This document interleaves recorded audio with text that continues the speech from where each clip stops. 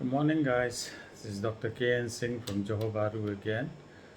I'm sure all of you are as frustrated as I am with what is happening with our corona pandemic these days.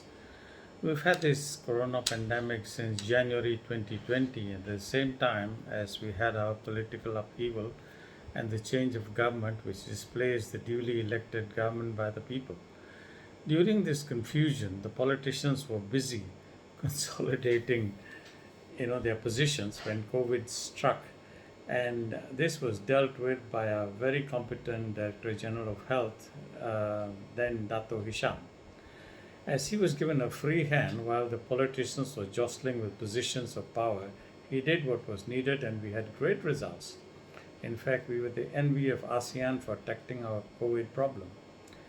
Now that COVID has mutated into a Delta strain, and this is known to be airborne, and it is really, really infective.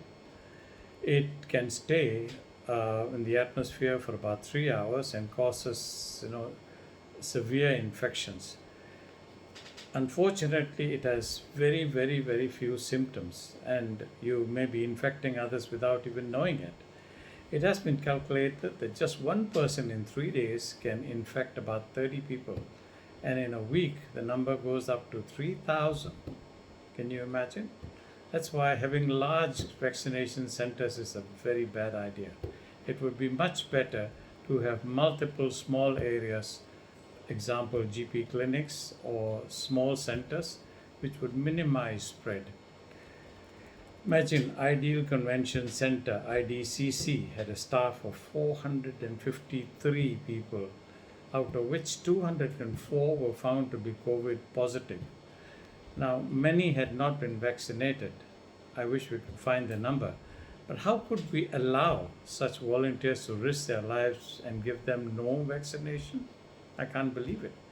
This would never have happened if the DG Health, Tan Sri Hisham, would have been the chairman of this vaccination committee. He's not even in the committee, which is headed by a politician who has no medical qualification. What a mess. I'm afraid now that the cases are rising and the COVID situation is getting worse because the government is taking bad decisions, the government will now look for a scapegoat in the Ministry of Health to take the blame for all their bad decisions. Now let's look at the causes. The majority of the cases are in Selangor, right?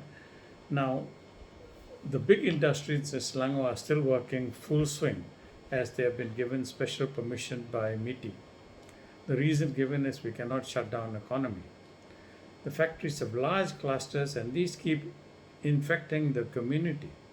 Everyone is locked down, so the middle income and the poor cannot work and suffer. Small businesses close while the big companies make money. Now it's amazing, how little we think of the poor people. They are daily wage. They have no choice now but to put on the white flag and ask for help. Now you tell me, if the majority of the cases are in Selangor, why should we have a lockdown in Johor and the other states which have minimal number of COVID cases? That is bad planning. And all Malaysians are made to suffer just because the government refuses to look for solutions. They have been told many times, by many people, including Puan Sri Rafida Aziz, that the government should change its strategy. There have been other people commenting on this, but apparently nobody's listening. To elevate this, the government should basically just do 4 things. Number 1, selectively lock down cluster areas only, which means all the factories must be closed.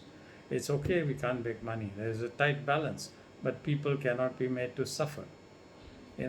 Lock down only Selangor if necessary. Why are you locking Johor and other states down? They can moderate themselves. Let the states with a few cases have lockdown of cluster areas only and function with SOP and social distancing. That's all. Finally, stop large vaccination centers and have many small centers which include GPs by cutting off the red tape.